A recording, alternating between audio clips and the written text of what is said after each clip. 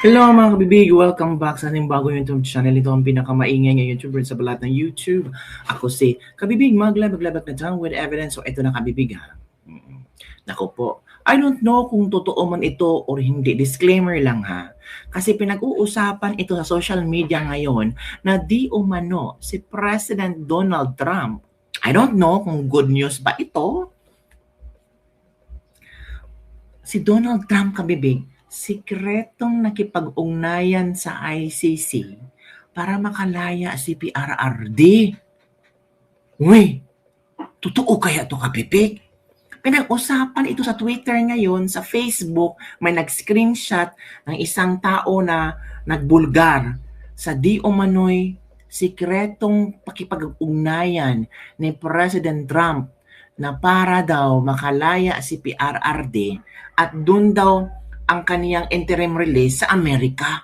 Hala ka mga kabibig. Interim release ba or I don't know kung ano ang i-share ko na lang para kayo na lang ang magbasa. Basahin natin. Sabi pa ng iba, hindi pa yan confirm pero malay natin kung totoo.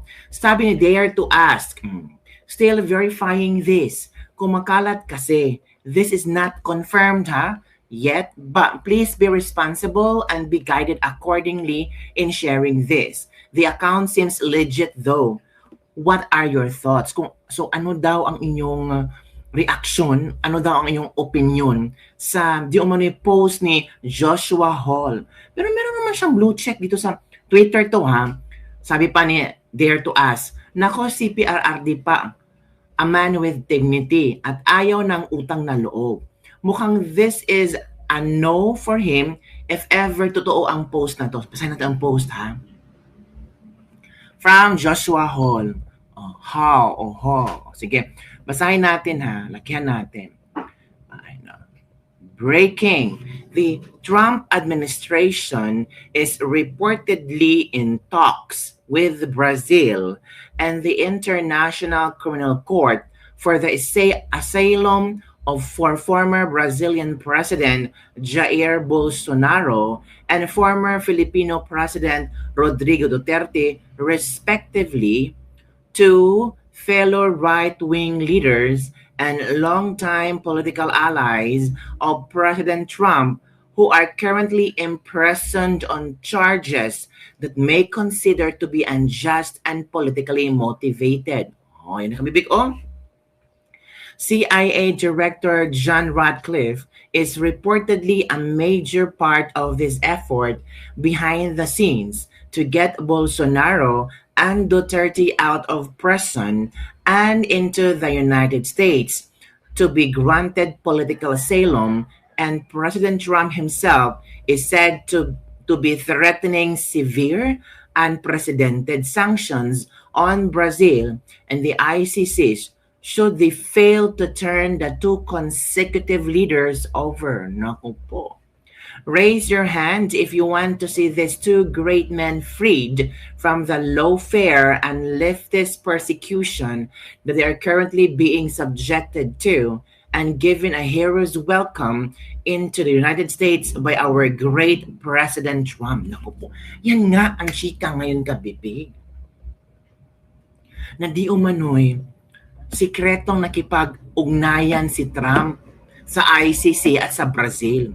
Sa Brazil, para palayain sino ba yun? Si Bolsonaro. At sa ICC ay si Pangulong Duterte. Kasi kung hindi makipag-ugnayan ang Brazil at ang ICC, nako po, grabe ang gagawin ni Trump.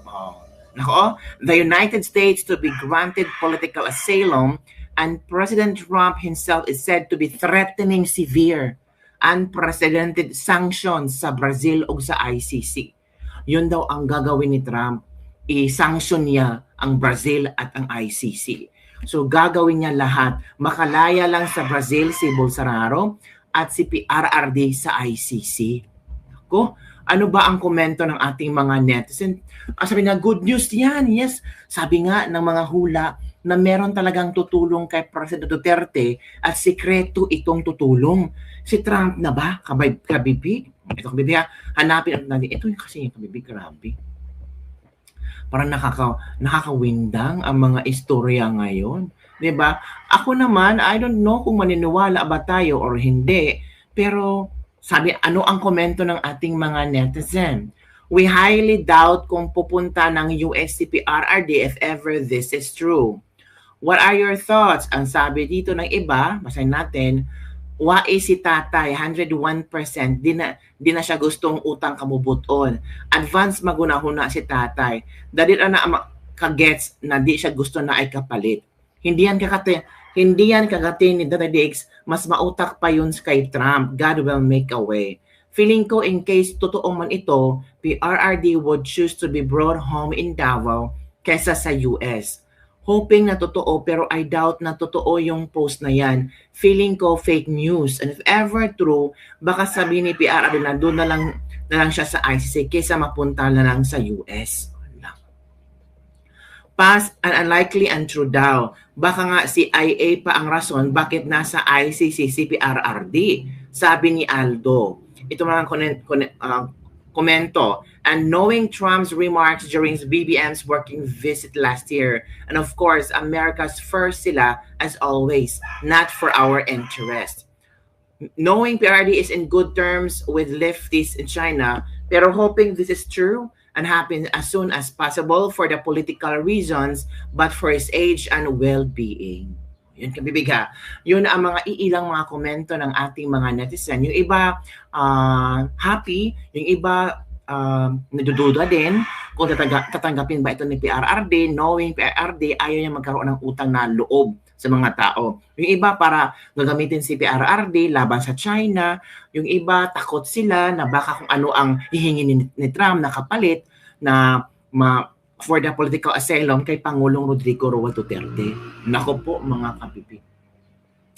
Nagbigay ulit ng ingay itong ICC dahil sa isang Japanese researcher na kung saan talagang isinigaw niya sa United Nations kung gaano ka-unfair, ka-unjust at walang due process ang nangyari kay Pangulong Rodrigo Roa Duterte. At dahil dyan, at dahil sa kanyang boses na matapang na boses doon sa United Nations at maraming Pinoy ang happy sa kanyang ginawa, maraming nag-share sa kanyang video, sa kanyang talumpati, ay nagpasalamat siya kabibig sa mga Pinoy na talagang sinuportahan siya sa kanyang panawagan na makauwi si Pangulong Duterte sa Pilipinas. Sabi dito, Japanese nagpasalamat sa mga Pilipino na nagbahagi sa kanyang panawagan palayain si PRRD. Sabi ng Japanese, si Pangulong Duterte ay tunay na magiting na naglingkod para sa bayan ng Pilipino, sa mga Pilipino, manatili kayong matatag at magkaisa upang maibalik sa kanya tahanan ang magiting na leader. Yun ha?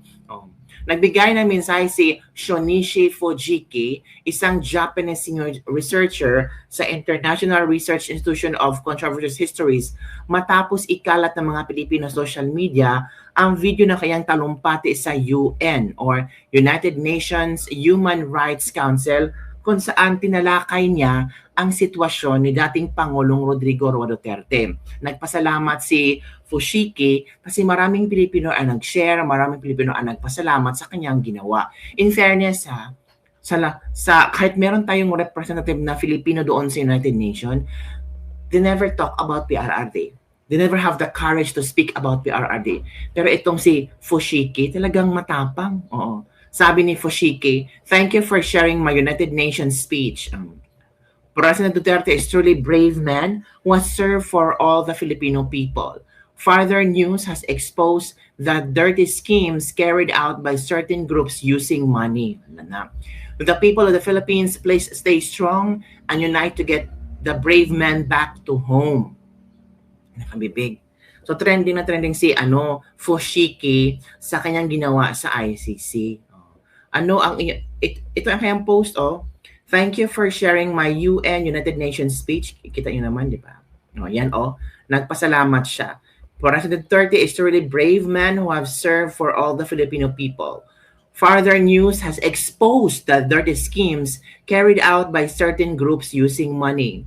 To the people of the Philippines, please stay strong and unite to get the brave man back to home. So ito yung kanyang post, mga kapibig. na kung saan maraming Pilipino ang nagpasalamat sa kanyang matapang na pagbibigay boses para kay Pangulong Rodrigo Roa Duterte.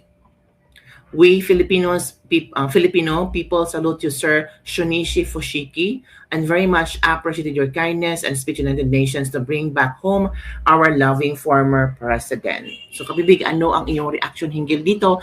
Lalo na itong istorya na si Trump ay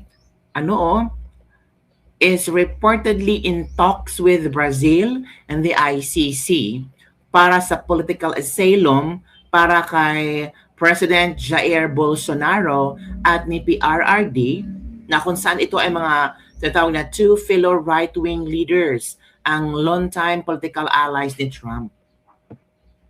Ang dami na nangyari. Ang dami na istorya, di mga kabibig nyo, na ganito, na si Trump tutulungan, si Trump walang pakialam kay PRRD, si Trump ay niloloko lang ng mga Pilipino. Well, ngayon, itong balita na ito tungkol sa gagawin ni Trump sa Brazil at saka sa ICC, kasi kung hindi daw susunod ang ICC at ang Brazil, nako, iti-threat kayo ni Trump. Every now and then, baka may mga mangyayari sa mga bansa niyo. Naku po, yun nakabibig ang taktutan. Talagang, kung totoo man itong pasalamat tayo kay President Trump, pero kung pwede man sana, iuwi mo na lang si Pang Duterte sa Davao kasi yun ang kanyang gusto eh. And I think, baka i-grab ito ng Pang Duterte kasi 80 years old na siya, mag-81 years old na siya. So, ano pa bang pag mag-inarte siya, kailangan niya makasama ang kanyang pamilya sa mga few years niya to stay in sa buhay niya. So kung ako sa Pang Duterte, i-grab ko na lang para wala nang hadlang-hadlang na makausap, makasama niya ang kanyang pamilya. And I'm sure VP Sara, ano kaya ang maging reaction ng VP Sara hinggil dito, mga kabibig? Naku po, maghintay tayo mga kabibig ha, kung ano man ang posibleng mangyari. And yun lang mga kabibig, ang ating libak-libak for today. Ikaw, ano ang iyong opinion dito? Naniniwala ba kayo sa report na ito na kung saan si President Trump ay nakipag-ugnayan sa ICC para makalaya si PRRD, at kung hindi ibibigay ng taga-ICC ang hiling ni Trump, anak ko, maraming sanctions na naman ang mangyayari sa mga ICC judges and prosecutors. Comment down below and don't forget to like, subscribe, and share this video para sa mga latest trending news. Grabe nating pag-usap-usapan, and we keep on praying pa rin para kay Pangulong Rodrigo Roa Duterte na sana mabuti ang kanyang kalagayan, ang kanyang health, and soon makauwi na, makalipad na from ICC to Pinas at makauwi na siya sa kanyang munting bahay sa Davao.